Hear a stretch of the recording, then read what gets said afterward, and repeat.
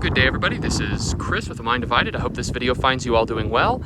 And today what I'd like to do is I'd like to do a long haul review and bike check of my primary ride. And this is a 2019 Transition Sentinel. This is a size large alloy frame. It was originally an NX build, or a modified NX build, and I'm going to talk about what has changed. So I have had this bike now for 2 years. I've put just over 7,600 miles on it, so I put a lot of miles on this thing, and I think I have a pretty good basis to make some conclusions about this particular bike, and perhaps it's now contemporaries, the 2020 version 2 Transition Sentinel, and I'll air out a few of my thoughts on that particular bike since it just fairly recently was released. Okay, so let's do a quick bike check. So this originally started out as a modified NX build. You can watch that video when I did my bike check on that almost 2 years ago. But let's talk about what the current build is. So the current build on this bike, up front, I'm running a Lyric. It's a RockShox Lyric, 160 millimeters. It's got the newer Charger damper in it with the high-speed compression, the open pedal lockout mode, as well as the low-speed compression. It's got rebound, and obviously it's got an air-sprung fork. It's 160 millimeters of travel. It is a reduced offset. I believe it's a 44 millimeter offset. It's a reduced offset fork that fits with the contemporary geometry package on transition bikes, the so-called SBG, or speed balance geometry, which has a reduced offset fork, which increases the trail, help with steering with a 29er, a low or a very slack head tube angle, and a very steep seat tube angle. Those are kind of the linchpins of the speed balance geometry package. Okay, I am running for brakes the Shimano XT, the ever reliable XT brakes, 180 millimeter front and rear.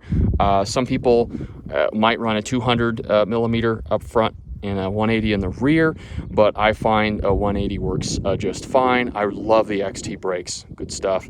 I am running for my rims the Stans, no tubes. I think these are the Arch, good alloy rim. And for the hubs, I'm running the DT Swiss 350 hubs. There you go, you can see. And the dropper seat post is a Trans X, I believe Bontrager is somehow involved with them. This is what all the Trek bikes, all the bikes from Trek have on them. And I find that even though this is a fairly cheap dropper and it only has 130 millimeters of drop, it's pretty reliable for what it is. For like a sub $200, I think it's like $150, $160. It's really cheap, but it's super reliable. It has internal routing. It just works. It just works, and it's great. Now, you could go something that has a little more drop, and you can see, that I have a lot of the dropper above to accommodate my height. I'm just a little over 6'1". And so the standover is a little interesting, or can be.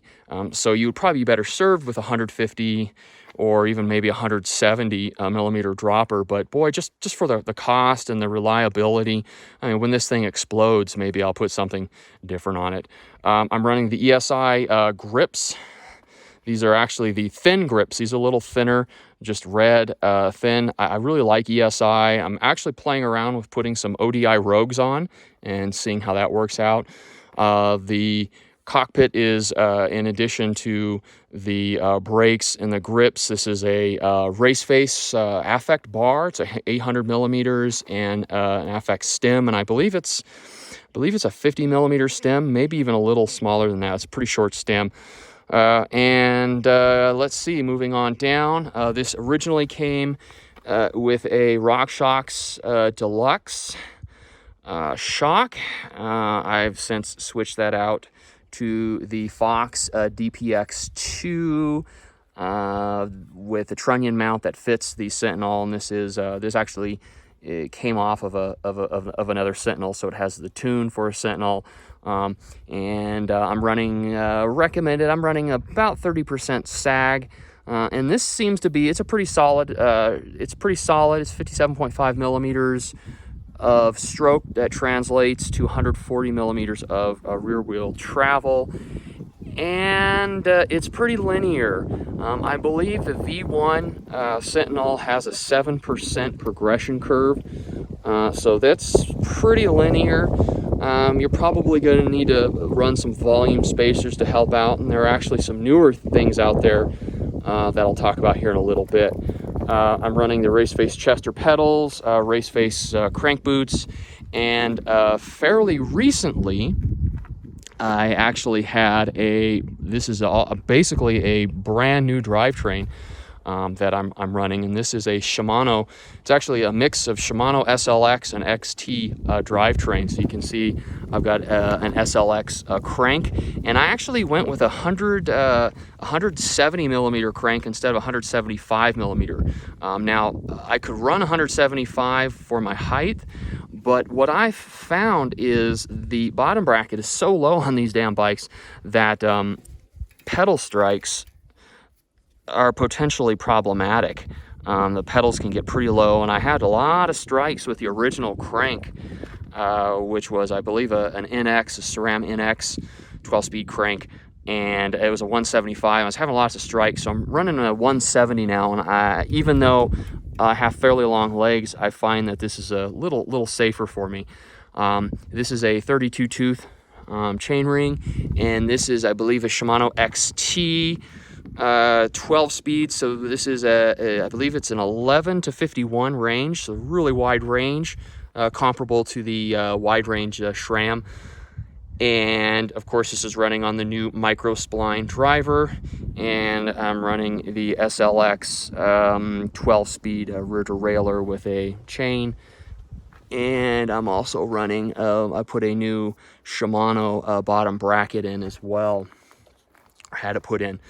The tires, I'm now running the Trail King. These are the Continental Trail King with a black chili compound and the extra sidewall protection. These are the 29 by 2.4, again with a black chili compound and the protection apex of the sidewalls. So far so good. I don't have a whole lot of miles on these yet, but they seem good. I have a lot of friends that really like them. They maybe aren't as aggressive as the Bontrager, the XR4s that I normally run, but from what I understand, these don't wear quite as fast as a Bontrager, so I'm hoping to get a little more life out of these. So we'll see what happens. But so far, they seem to work well. I'm not having any issues with loss of traction. They're fairly fast rolling, and they do really well in this environment where it's fairly hard packed. You get a little bit of soft over hard. These might not necessarily be great in wetter or muddier environments, but they seem to work fairly well in kind of this soft on hard kind of environments that I ride in with a few rock gardens thrown in for fun. All right, so that is basically what I'm running on this bike right now, and I gotta say I absolutely love it. As far as the Shimano drivetrain, I am astonished by how good the drivetrain feels, how good the shifting is, and the shifting is a little interesting with the new Shimano stuff in that it is actually designed to shift under pressure while you're putting pressure into the drivetrain. It's kind of designed to have some tension to shift, which is a little different from other types of shifting where you really have to back off or you can run into some problems. And so this so far is super reliable. It's very quiet. It's just incredibly quiet. Of course, it's new, so I'd expect it to be quiet. But I'm just loving it. I really love the range, and I love having I believe I was running a 34 tooth chain ring in my old configuration. So this is really good for extended climbs, and I do a fair amount of climbing. Right now I'm doing anywhere from 25 to 3,800 feet of climbing per ride, and I may do 1 or 2 rides a day, depending on my work schedule. So it's really nice having that extra range there. Let's see here. I love the shifting. Very a little different from the SRAM in that the shifting into your higher gears. You can either go in or out to shift into those higher gears, or the harder gears going out this way. So that's really neat. Kind of neat with Shimano does that, and I believe a few others like Box do that. But it's just really nice, smooth, super reliable. Really enjoy it. As far as the suspension goes, it is pretty linear, and that is somewhat of a flaw, I think. Now, the newer models of the transitions, I believe, have a 20% progression, so almost 3 times the progression that the V1 has. But a new company, not a new company, but a company is actually making an aftermarket rocker link called Cascade Components, and for a few $100s you can install this rocker link, and what it'll do is it'll change the kinematics of the suspension and give you approximately a 20% progression. So essentially you will have the same progression as the new Sentinel, without having to change the shock or do anything other than just installing the new rocker link. In addition to that, you gain an extra 6 millimeters of travel, so you almost have 150 millimeters of travel plus 20% progression. So what a deal that is.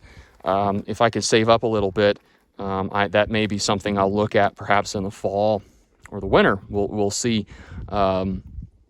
Yeah. So that's kind of where we're at. I just really just love the bike as it is. Would I recommend the bike in its original configuration? I guess the closest original configuration would be the NX build. Probably not. I've had a lot of issues with the NX build, with the drivetrain, with shifting.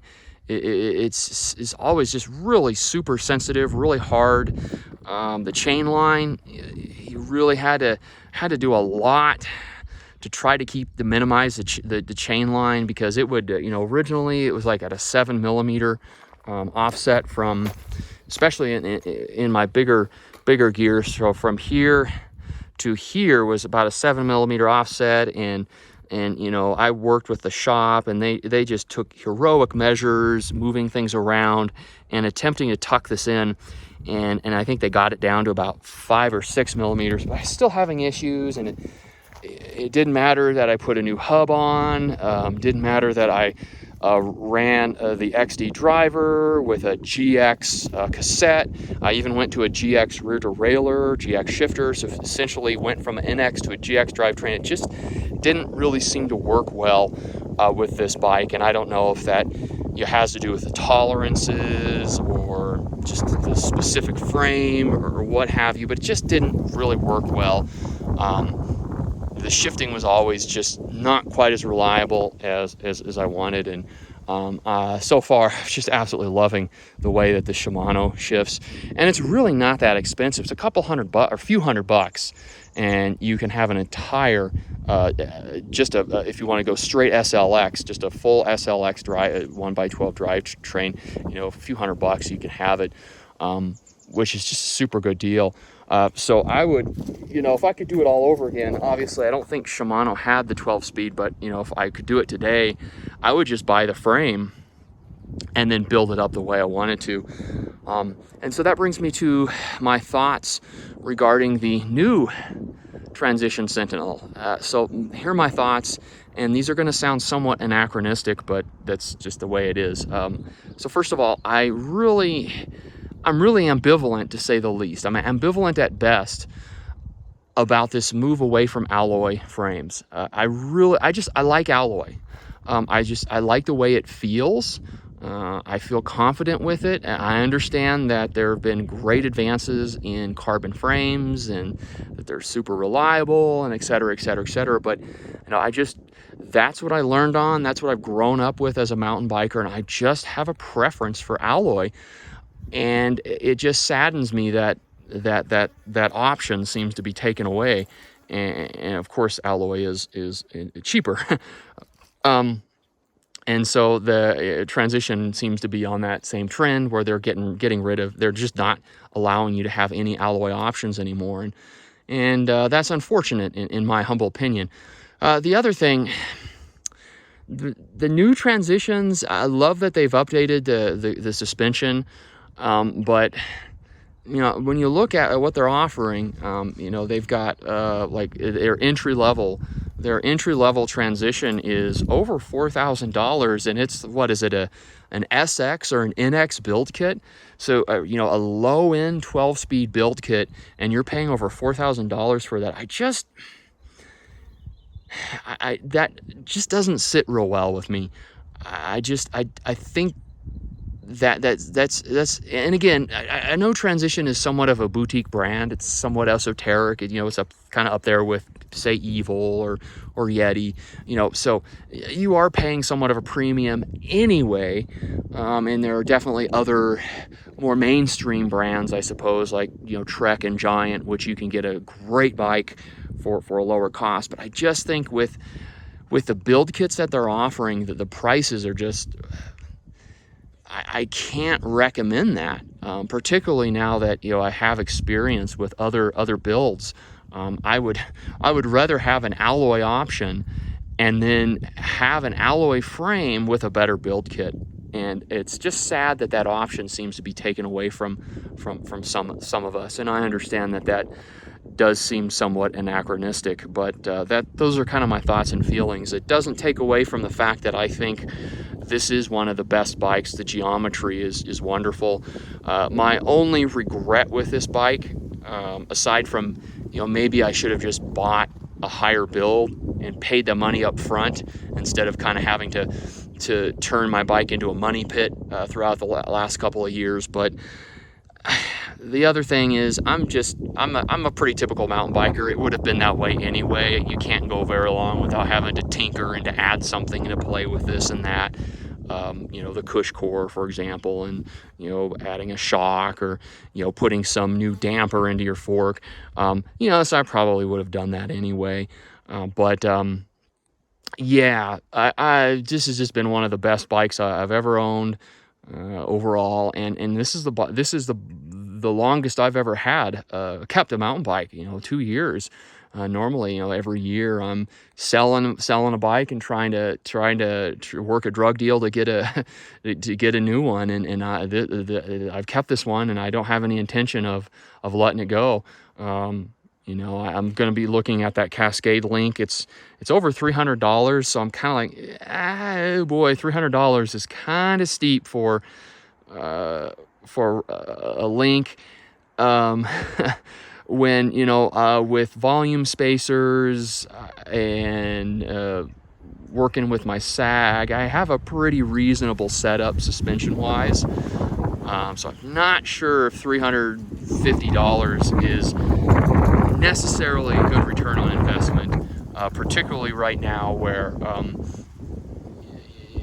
the financial situation is different than it's been in the past, we'll say. Probably going to stay with what I've got for now, but I'm really enjoying it. And like I said, I have 7,600 miles on this bike, so I put a lot of miles onto this thing. I had a lot of fun with it, and overall, boy, it really is kind of a bike to beat. Just a great overall trail bike. I know a lot of people refer to this as an enduro bike. I don't know if it's a full-on enduro bike in my mind, but certainly it is an aggressive trail bike, a great kind of all-mountain bike. Does a lot of things well. It's not necessarily going to be the fastest bike, either uphill or downhill, but it's pretty consistent in how it performs, and I think I've really got just a super machine that's really super dialed in right now with the spec kit that I'm running on it. I'm really enjoying it. Okay, that's really all I've got. Hopefully you guys find this video interesting and helpful. And boy, if you can get a hold of one of these for cheap, and there are some fairly cheap options now on the the V1, the version 1 Sentinels, because everybody seems to want to get the new latest and greatest. But boy, if you can get a good deal on one of these, it's a good frame to start with to build something that you really like. All right, guys, we're 20 minutes in, so I'm going to let you go. Have a wonderful day. Stay safe and stay healthy. Take care. Bye-bye.